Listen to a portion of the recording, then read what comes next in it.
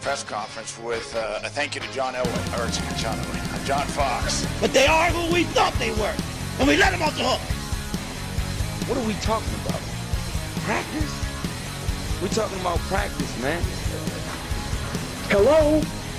You play to win the game. You don't play to just play it. Come after me! I'm a man! I'm 40! You're listening to Rochester, Indiana's #1 podcast, the Tan and J-Man Show, featuring Josh Munt and Tanner Lee.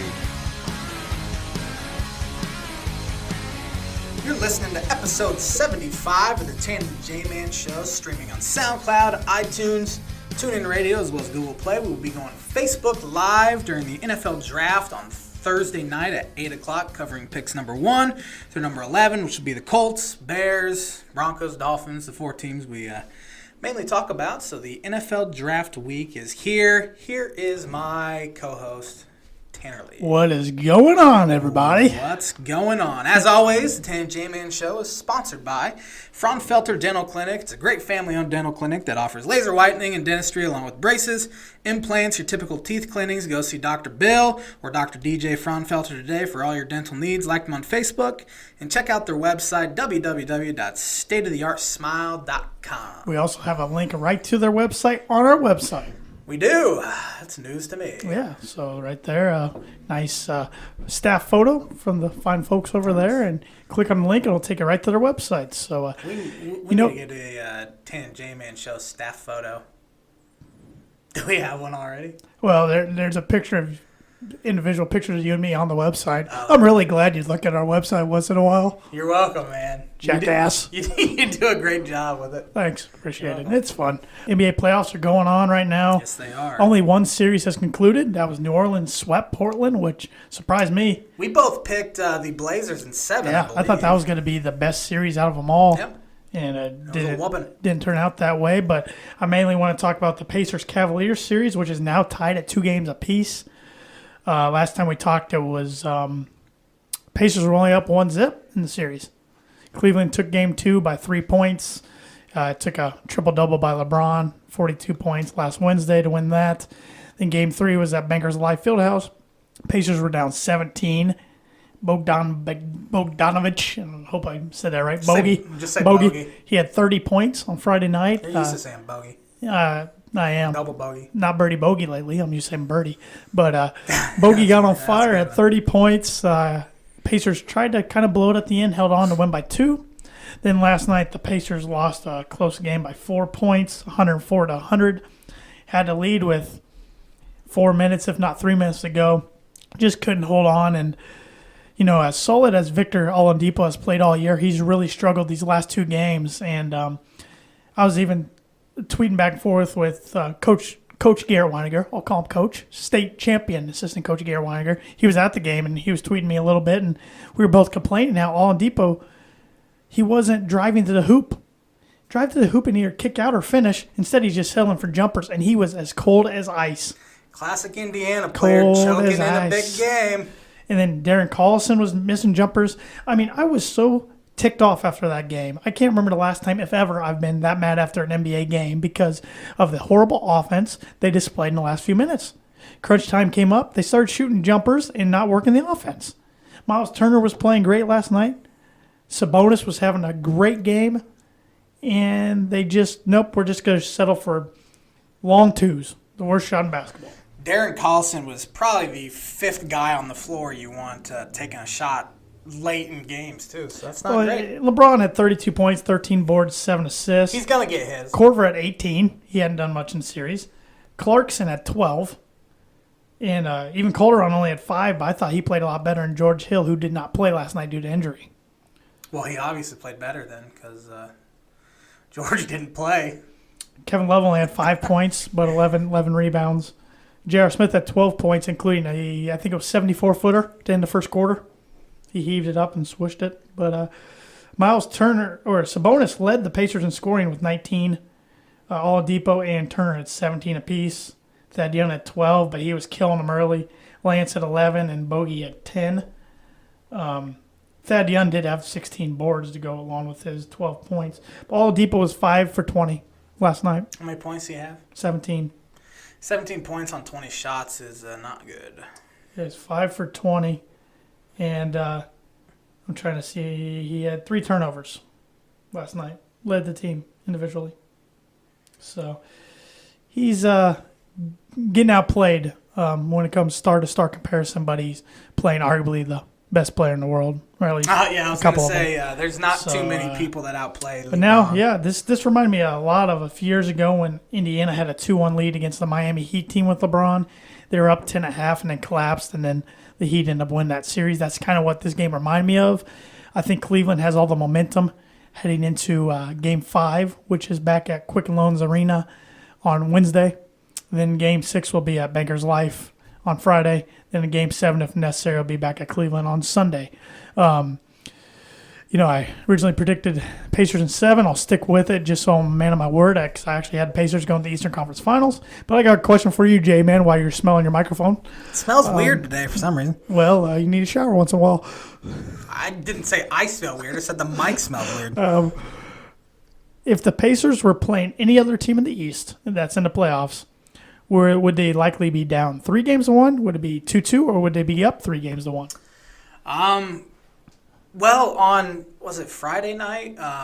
They came back from 17 down, Well, last night they were down 10.5, came back and got the lead. That's what they're shooting themselves in the foot, getting these big deficits. They can't do that. I think they'd probably be 2-2 about against everyone. Maybe like against, the East is pretty dang good this year. The Wizards are giving Toronto all they 2-2, want. Milwaukee 2-2. Philadelphia's up 3-1 against the Heat. But Miami's been in every single game and is really close. The playoffs have actually been pretty good on both sides. I'd say you might be up 3-1 on the Heat, but anyone else, probably 2-2, right where about every other series is. I agree. What do you think happens the next few games in the series? The J-Man, we do not know his book it. We won't know it this outcome week. from last week. We'll know it next week. So I'll probably get Gene Wilder twice next week. I was going to say you can make it one this week, or you can just hold off and have one. No, I'm gonna do another one. Okay. But I had the Cavs in 6, and I think the winner. It's kind of easy to say, but the winner of Game 5 will win the series, like it usually. When you look at is. series, each game's a momentum builder itself. It's so different from a lot of other. Mm-hmm. Baseball, you can make an argument for that, but at the same time, it's different. It's just different. As they say in baseball, momentum's only as good as your next day starting pitcher. Yeah, your pitcher. Basketball, you can't just count on one guy. So, this game's huge for. The Pacers are capable of going in there winning. They won by 18 their Game 1 and almost stole Game 2 when LeBron played great. So they can do it. They just got to stop putting themselves down by double digits early on. They can't do that. So, any other thoughts on any of the other East series? I know we just kind of went over a few of them. I picked the Celtics to win their series, but I'm changing my prediction to the Milwaukee Bucks. I'm sticking with the Bucks. I had the Bucks in 7. So. The Greek Freak had a nice little tip in there, and I think the Celtics are obviously undermanned, but I just think the Bucks right now are probably a better team. I'm sticking with the Bucks, sticking with the Sixers. I'm sticking with Toronto, even though I'm surprised Washington's giving them a series. I will say I think that Toronto-Washington series goes 7. Yeah. But I'm still picking Toronto to get out of the East. We could potentially see Indiana, Washington, Philadelphia, Milwaukee semifinals in the East. That'd be kind of fun. That would actually kind of be a lot different than it's been. The NBA, it's in a good spot. It is. People say how much they love it, but it's so much better when there's somebody else. There has been no parity at all. Looks like we might get some other teams. If the Warriors get by the Spurs, which they have a 2-1 lead in the series, is it 3-1? And Greg Popovich's wife died. Yeah, that was too bad. He should be back, I think, to coach their next game. But. Yeah, but they could have a challenge on their hands of New Orleans. Yeah, New Orleans is good. In there without Boogie Cousins, have been for a while now. But yeah, Anthony Davis, top 4 or 5 player in the world, getting good contributions from Rondo and a couple other players. Drew Holiday, he had 40 the other night, didn't he? He had 41. Davis had 47 in the same game. Not a bad 1-2 punch. We do have 2 games tonight in the West. First off, 8 o'clock, the Rockets are at Minnesota. Rockets have a 2-1 lead in that series. Then 10:30, Oklahoma State's at Utah. Utah's got 2-1 lead. They have a 2-1 lead. I said watch out for Utah. You did. I picked Oklahoma City to win, but I'm changing that prediction. I've always kind of liked the Jazz. I think it's because Darren Williams played there in his heyday. But I'm Going with the Jazz. I'm sticking with the Thunder and the Rockets. I can't change my predictions. Even though I will throw bad with the Blazers. No one makes the rules around here except you, dog. And me. I live by my own set of rules. Yeah, I kind of do too. But all right, I think that's all I got for the playoffs. It's been fun to watch so far. Switching from NBA playoff to NHL playoffs, I don't have too much to add. Avalanche got beat 5-0 by the Predators last night, ending their season, ending the series in 6 games. Still a really good season for the Avs.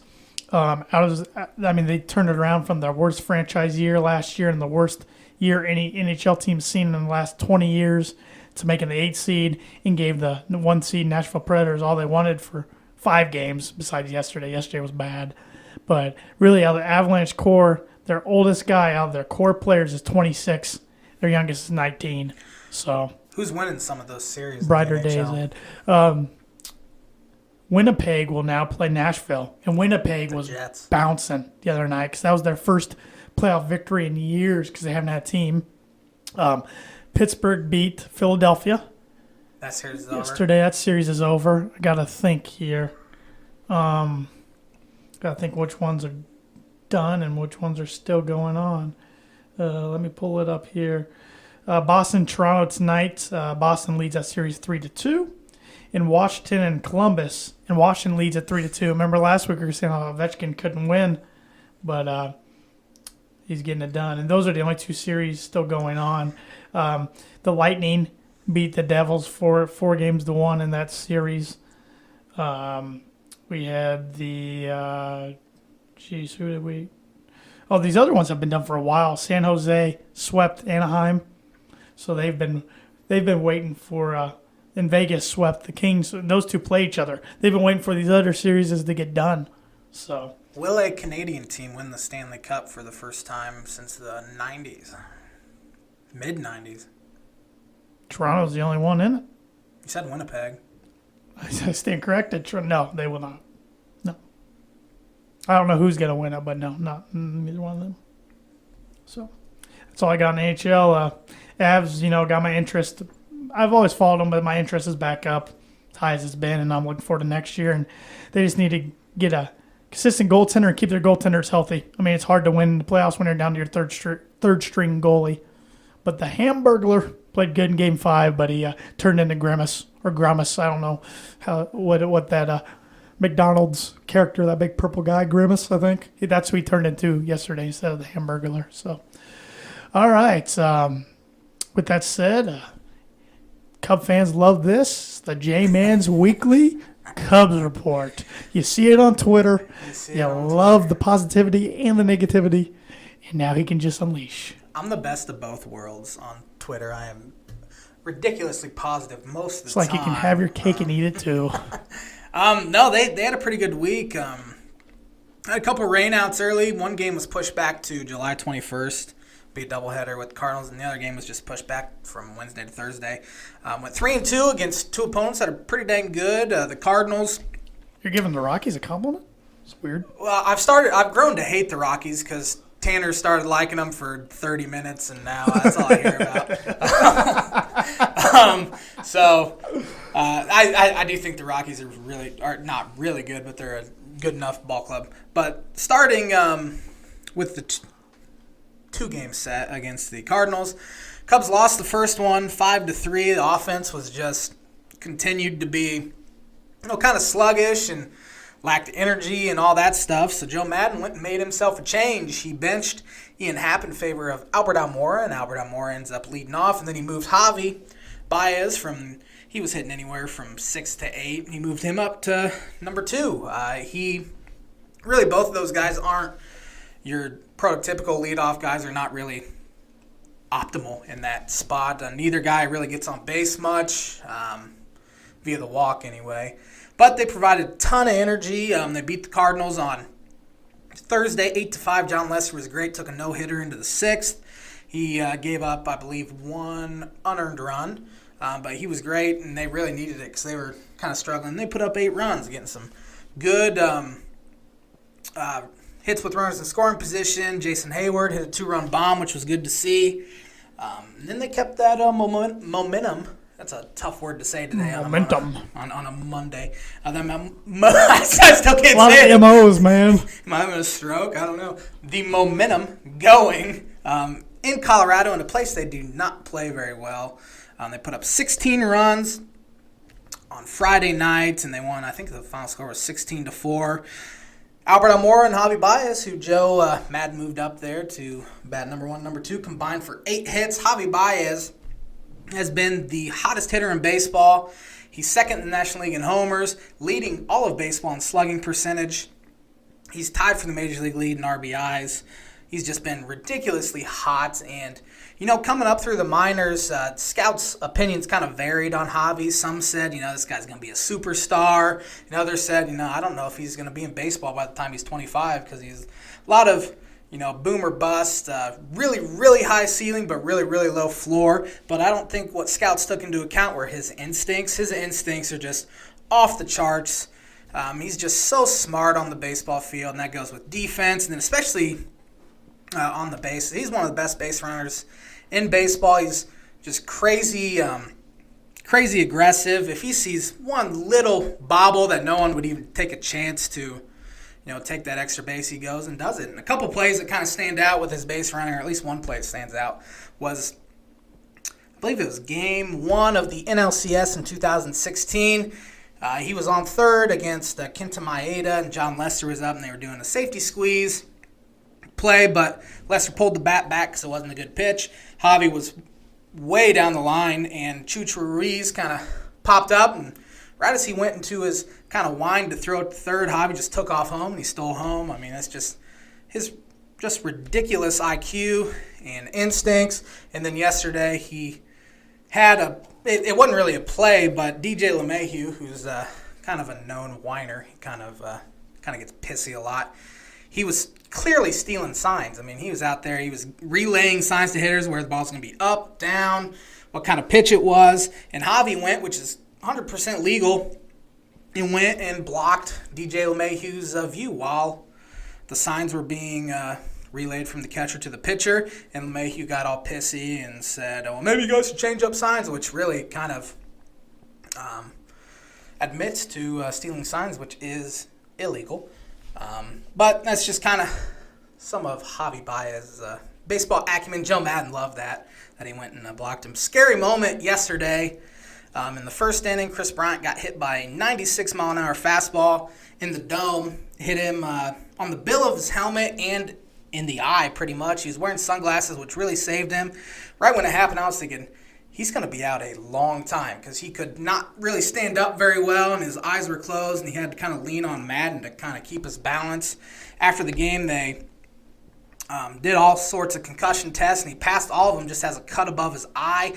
You just hope this doesn't affect him going forward because you see quite a few players that get hit in the face and the head area. They're not the same afterwards. Sammy Sosa, back in 2003 when he got beamed in the helmet and his helmet pretty much exploded. He was not the same afterwards. Marlon Byrd got hit in the eye when he was with the Cubs. He wasn't the same afterwards until he started taking steroids, and then he got really good for a couple years and then got busted. I wonder if getting hit in the head had anything to do with Sammy Sosa being basically a white guy now. I don't know, man. That's a good question. We went off topic, but Yeah. he's a weirdo. Jason Hayward has not hit for power since he got hit in the face. Giancarlo Stanton struggled for the first 2 or 3 months after he got hit in the face. So he was out for the rest of the season. I think it happened in August. But the start of next year, he really struggled, and now he's obviously fine. So you just hope it doesn't have any effect going forward. Yeah, he's struggling now, but he's going to be fine. You just hope it doesn't have any effect going forward. I don't know how long he's going to be out, if they're going to put him on the DL. I can't imagine he's going to play on Tuesday because they do not play tonight. But you just hope he's okay. And At least they have a nice young prospect that's filling in for him now. yeah, the guy that kind of came up because Ben Zobrist was put on the DL was David Bodie. He's kind of a really cool story. He's 25 years old. Drafted out of a community college in Kansas back in 2012 or 2013 in the 18th round. He was kind of stuck in A-ball for 4 years, and his wife, he married young. He was thinking about retiring because he just wasn't breaking out of single A, and she said, we've been in single A for 4 years now, and reason to give up, and now changed his swing, and now he's in the big leagues. So he's holding his own so far. Hit a double on Saturday night, so holding his own. But back to Bryant. Both Cubs hitting coaches were kicked out yesterday after it happened. It's obviously a very emotional moment, especially, anytime you see one of your teammates and one of your players get hit in the head, it's really emotional in the dugout, and jackass umpires just kind of seeked out, it felt like, looking for something because, maybe they're going to charge the mound. And so Chili Davis, who's Threw coffee. yeah, well, Chili Davis didn't. It was their assistant that did it, but that was stupid. But He deserved to be kicked yeah, out. But the other he one, definitely deserved to be kicked out. The Cubs weren't mad at the Rockies. I'm sure they were a little mad at the pitcher, but I don't think he meant to on purpose. no, they know that. Shook him up too a little bit. I Yeah, think. I'm gonna get to that. You're stealing words out of my mouth. Sorry. So Chili Davis got kicked out. They were just kind of mad at the situation. But both players got kicked out, and it really shook up, or both coaches got kicked out. It really shook up the pitcher, and he wasn't the same afterwards. He would not throw inside, and Cubs took full advantage, knocked him out after 3 innings. I think they scored 6 runs or so. Albert Almora made 3 phenomenal plays in center field, robbed Nolan Arenado of an RBI double and another guy of an RBI double. And then in the 9th inning, Charlie Blackmon hit a rocket to center field, and Almora goes back, catches it, slams into the wall. That ended up being one of the biggest plays of the game because next thing you know, Rockies have bases loaded with 2 outs, down 9-7, and Brandon Morrow throws a wild pitch, takes a fortuitous bounce for the Cubs back to Wilson Contreras. Nolan Arenado, who's really slow and usually really, really smart, did a dumb thing and tried to score where his run meant absolutely nothing, and he got thrown out at the plate. So Cubs won 2 of 3 in a place they do not play very well. So it was really a nice week for the Chicago Cubs, and now they go to Cleveland for 2 games, which will bring back some great and extremely stressful memories of the 2016 World Series. It will be the first time back in Cleveland at Progressive Field since then, and then they have a 4-game set with the Brewers over the weekend at home. Hope to win a few games there against the divisional opponents. Going back to the Rockies series, Yu Darvish on Saturday night. Pooh Darvish, as Stan likes to call him. He was cruising along to the 5th inning. Guy on first, 2 outs, no runs to score. Cubs are up 2-0. Walks the pitcher. Next thing you know, he doesn't record another out. Gives up 5 runs. First time ever pitching in Coors Field. It's impossible to evaluate pitchers after performances in Coors Field. Still not looking great, but he's still learning a new league. He pitched with the Dodgers for 2 months. I know that in the National League, but still learn new league, new teammates, new city, all that. So he's gonna be fine. You definitely gave this the 48-hour rule because you were screaming at the TV. Well, it was frustrating watching, but that doesn't mean he's not gonna be fine. I know, but I'm just saying you definitely chilled down more compared to when it was going on. Chilled down more, yes. Yeah. It's mainly because they won yesterday. That definitely helps matters. Yeah. That's all. That's all you got? Yeah. As for the Yankees, you said beforehand you weren't going to talk much about Well, them. check this out from yesterday's game. That got reviewed and still called out. That's not great. I didn't see that until. Yeah, it was a big deal yesterday. Well, his foot could have still been on the bag when the ball went into the mid. If they reviewed it and he's still called out. It wasn't. It was all over Twitter yesterday as the worst. How'd they miss it then? They said they must not have had that angle. This play I'm looking at, which you guys obviously can't see, I don't know who the... Tyler Austin was running. Tyler Austin. He must have hit a ground ball, and the throw to first baseman Justin Smoke took him off the bag. Here, watch the gif of it. Well, I still don't see when... I don't know if... they made a big deal about it on Twitter. It was still... So. Well... Yankees won, didn't matter. Yeah. But yesterday, for the first time since 1942, The Yankees did not have a player 30 Nope. years or older in Nope. that lineup. And it was- 1942. And it was It's a crazy. big day for the Yankees yesterday, at least on social media with the debut of Gleyber I still have no Torres. clue. We kind of talked about him last week. I thought he'd be making his debut. I didn't know what position. Looks like he's going to be the everyday second baseman now. So it looks like second base is his position. The most valuable ex-Cub in the history of baseball. So, Yankee fans, a few blogs I follow were really excited about that. Didn't do that great yesterday, but that's okay. They got the win. They 5-1. the Cubs honestly should give him a World Series ring because Cubs don't win that World Series if they kept him. That's true. But Aaron Judge is swinging the bat well. I hope I get this name right. I'm going to botch it. Miguel Andujar, Thank you. He's swinging real well. Had 4 hits yesterday. he has 6 straight games with an extra base hit. Yeah, but Stanton's still not swinging it very well. He'll be all right. Didi's Early. still swinging well. So, it's I'm not worried. Boston's just cruising along and doing what they do. But the Yankees do play tonight. They play the Twins. Yankees. That game will start here in about 10 minutes. It's a home series with Tanaka on the mound tonight and CC Sabathia on the mound tomorrow. And then Sonny Gray, who's struggling, he's on the mound Wednesday. And then Montgomery's on the mound Thursday. I didn't realize this was a 4-game series. Then they head out to play the Los Angeles Angels Friday, Saturday, and Sunday, and they are not facing Ohtani. Shohei Ohtani. At least on the mound, they're not. Yes. They'll pitch to him. Speaking of the Red Sox, they are unbelievably hot. They're sitting here. I think they're at least 17-4. I do not remember if they won yesterday. That could put them at 18-3. They were no hit by Sean Manaea, who is an Indiana State grad. And from Evansville. Huh? And he's from Evansville, Indiana. At least that's what they showed on TV yesterday. He's not from Evansville. Well, they Indiana. lied. That's what it showed on TV yesterday. He is from Wanata, Indiana. Went to South lied. Central High They School lied. for his first Don't 3 years. MLB and Network lied. then transferred to Andrean High School in Maryville for his senior year. So they definitely lied.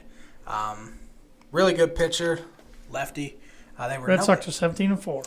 Red Sox lost yesterday, so that means they lost 2 or 3, unless it was a 4-game set, which I don't remember if it was or not. But still, 17-4. They're like, I think, 12.5 up on the Orioles already, and 7 up on the Yankees. The Blue Jays are hanging in there, which it won't last. I think they're 4 back or so, but Well, there's just 2 teams in baseball that are way worse than everybody else, and they're kind of local teams.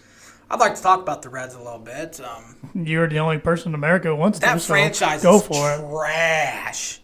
Worst team, one of the worst teams I have ever seen. I'm offended watching them how bad they are. The Cardinals this year are 7-0 against the Reds and 2 games under 500 against everyone else, which they have a 2-game lead in the NL Central right now. So that's obviously not going to last if they can't beat anyone except the Reds. I mean, Yeah. they get to play them like 12 more times, but I got nothing on them. Don't want to talk about them. they suck. Anything with the White Sox? Danny Farquhar, relief pitcher for the White Sox. Really scary moment. He pitched on Friday night, came into the dugout after his, I think he recorded 2 outs or so and collapsed with a brain hemorrhage. He is currently fighting for his life. He's had multiple surgeries to try to stop the bleeding. So our thoughts and prayers are with him and the White Sox and his family and all that. Really scary moment. Any other MLB notes? No. I got 2 really cool local sports notes I want to mention before we go on to do a little NFL, then wrap the thing up. There are about 2 RHS grads, both in the Meyer family. I was going to say, they're both their brother-sister. Wesley Meyer, he runs at Olivet Nazarene. He won the 1,500 meter. This is out of a field of 66 runners at the Augustana Augustana. Thanks. The only reason why I know that is because it's where my parents live. All right, right there. Meet of Champions Saturday in, let's see, 3 minutes, 53 seconds. He ranked 9th nationally in the event. He automatically qualifies for the NAI Nationals. Pretty cool. He's a 2016 grad. His sister, Anna Meyer, ran in the Boston Marathon. really Completed it in 3 hours, 24 minutes, and 38 seconds. Finished in 1,229th place out of 11,604 female runners. She's a 2013 Rochester grad and an IHSA state qualifier in the 3,200 meter in 2012, and she's sister of Wesley Meyer. This all comes from Val, who writes for local sports for the Sentinel. It comes from his Twitter. So. Yes, really cool. How long would it take you to run the Boston Marathon? Oh God. Do I get the train Nah, just right now. right now? I'm gonna say, at least for me, I'm gonna say 36 hours. No way. No way. Dude, I'd be dead by mile 2. So. Without training. How many miles is it again? Isn't it like 26 miles? I don't know. That's why I asked you.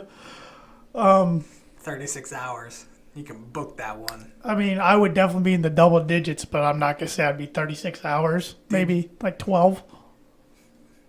You don't underestimate how long I know, but and how tired you'd be I'll be after dead. probably a half mile. And to think you I got can run a mile. 25 and a half. I can run a mile. 25 and a half miles left.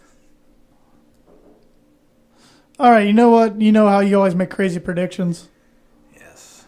I'll make some prediction sometime or something, and if it doesn't come true, I'll run 5 miles. That's the worst one ever. Okay. And we can get video of it. 5 miles. Yeah, I'll do 5 miles on the cross-country course or Wow. something. But it's going to be something I'm going to be pretty confident. I don't know when I'll predict it, whatever it is. So sometime in the future. I can't wait till you get that wrong. Well, I'll own up to it. I'll run 5 miles. The J-Man would not own up to that. Of course, he'd never say that either. Yeah. I don't know what it's going to be or when I'm going to say it. So, Might be tonight. no, not going to be tonight. So, all right. Enough stupidity there. NFL, big week. NFL draft week's here. Also, the NFL schedules were released last week. You haven't even looked at Dolphins' schedule, so I'm guessing you have nothing to say on their schedule. Is there really anything to say about anyone's schedule? I don't know. Just go over some interesting matchups or something.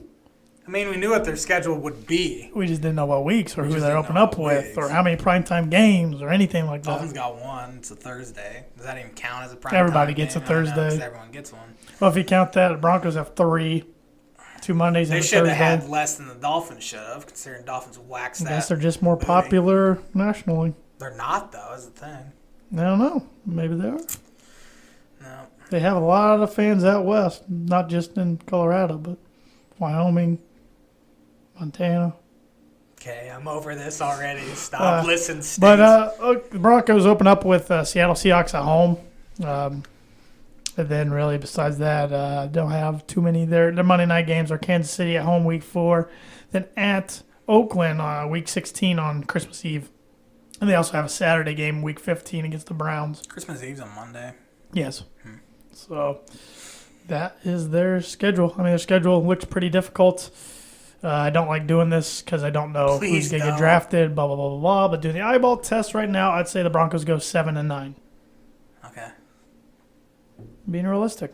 So, all right. You Now, want me to make a prediction for them? no, just stop. I can tell you're just not even interested in talking right now, so just shut up. All right, NFL draft. We will be covering it on Facebook Live at 8 o'clock, right when the draft starts. We'll be doing picks 1 through 11, which will cover the Broncos at 5, the Colts at 6, the Bears at 8, and the Dolphins at 11, pending no trade backs. And if there is a trade back, just depending how far back one of the teams trades, we might still be on the air, or at least I might still be. Just depends. Like if they trade back 15, I can last I a can few do more that. picks. But if they go in the 20s, probably not. So, any thoughts on what the Dolphins, what you want them to do, what they could do at 11? Anything? They're in a really Might be the interesting situation. biggest wild card outside of the top 10 because no one has a clue what they're going to do. I have no clue what they're going to do. They could trade up, take a quarterback. They could stand pat, if hope one falls to them. I just don't see them trading down because that's not Mike Tannenbaum's MO. I wish he would do that more because he always kind of trades away draft picks instead of acquiring more, which in my opinion is very stupid. But I have no clue what they're going to do. They have a lot of needs, especially on defense. What do you want them to do? Linebacker is their biggest need. My number one player went to the draft, Roquan Smith from Georgia. I don't know if he'll be there. I doubt he'll be there. But if he falls, I would definitely want the Dolphins to draft him. They've been kind of linked to Vita Vea or Vita V. Vita Vea or V. Something like Washington that. defensive tackle. Defensive tackle. They lost Ndamukong Suh to the Rams. Funny so bring they this have, up because I got a bunch of notes ready for a few nights. They have a need at defensive tackle. He's been kind of mentioned. Of course, Baker and Adam Gase have a man crush on each other. So if he's Every there, freaking team has a man crush on Baker, it seems like. well, Baker has a man crush on Adam Gase, I should say, but. Love John Elway, too. No, he doesn't. No one loves that horse-faced looking son of a gun. I named my dog after him. Thank you very much. Why do you think I call him Mr. Horseface? That's what I call your dog. I've never heard you call him that. Maybe I'm once. gonna start calling him that now, though. So I don't really know. What's some notes you said you had? My Microsoft Word's not pulling up, but I have some stats on most of those guys you talked about, actually. So I'll break them out Thursday. But Cool. Yeah, Dolphins are in position. I mean, I read a rumor today, but there's so many rumors going around. You don't know what's true, what's I not. don't follow 'em. I read one rumor that said the Bills, Dolphins, Cardinals have all called the Broncos about 5, and they probably have. Yeah. I'm sure everybody's trying to get up there. I do think Dolphins will take a quarterback sometime, probably earlier than we think. How many quarterbacks go in the first round? This will be the J-Man's bucket prediction of the week. Dano, hold it a minute. I want to book this one. I think 4 quarterbacks go in the top 5. I think the Browns take 1. No, now you got to be specific now. I don't have to. I make Please, the rules down here. it's fun. I think the Browns take 1. Jets take Who? 1. Who? I'm gonna get to that. Or are you just saying hoo because of the dogs? No. Browns. Who's in the top 5? Browns take 1. Jets take 1. Do the Giants take 1 at 2? The Giants would have to. They would have to, what you just said, because the Browns are going to take 2 of them unless there's a trade. I am already regretting this. I'm gonna I'm gonna redo the bucket this week. 3 quarterbacks go in the top 5. I just realized that. Taking a mulligan. Yeah, just taking a mulligan. I deserve one after the day I had. So Browns take 1, Jets take 1, Broncos take 1. You think Broncos take 1 at 5? I think they take 1 at 5. I think. Now this is not part of the bucket. No, I just want to know your opinion. Who do you think goes where? Browns take Sam Darnold. 1. The Jets, I think they love themselves some Baker Mayfield, so I think he goes there at 3. I think the Broncos will take Josh Allen, and much to your chagrin. But the scouts know a lot more than us. You got to give them a chance. I don't trust them. I don't trust anyone in today's society. I'm very cynical when it comes to people. So then you think Rosenfall's clear to... Maybe Arizona at wherever That's they're 15. at. Oh, they're at 15? Yeah, Dolphins are at 11, then the Bills are at 12, and then Yeah.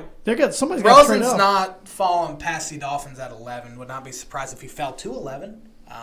In my opinion, Rosen is Rosen. Yeah, I Rosenberg. screwed- Yeah, Rosen. Josh, I don't know why I want to say Rosen. Rosen. I'm just going to call him J-Man because his first name's Josh. J-Man, Rosen. So is Josh Allen's. Oh, it is, isn't it? Anyways, come on. Who am I talking about? Rosen will not get past 11. He is, in my opinion, the safest quarterback in the draft. And he's the one, if I'm picking of those top kind of 4 guys. A few months ago, he was like locked in number 1. Yeah, probably the guy I'd take. I wouldn't touch Lamar Jackson in the first round at all. I think he'll go to somewhere like Think he goes in the first round? New England. I think he does. I He's think kinda in that 6 buzz. quarterbacks go in the first round. Who's the 6th one? Rudolph. You think Rudolph goes? Okay. I see. The Patriots get one of those 2 I can guys. see that as well. I mean, the Patriots Saints? traded their future quarterback Saints? and Jimmy G to the 49ers last Saints year. get a backup. Saints could. I think a lot of these guys are going to have to sit. A lot of them aren't ready to start right away. Yeah, I mean, now that the Browns have Tyrod, their guy's He's not a going to bridge. start. McCown's probably a bridge. McCown's probably the bridge. Case Keenum's the bridge. Tannehill's the bridge. So Eli could be a bridge if they decide Eli's to go a in that bridge. direction.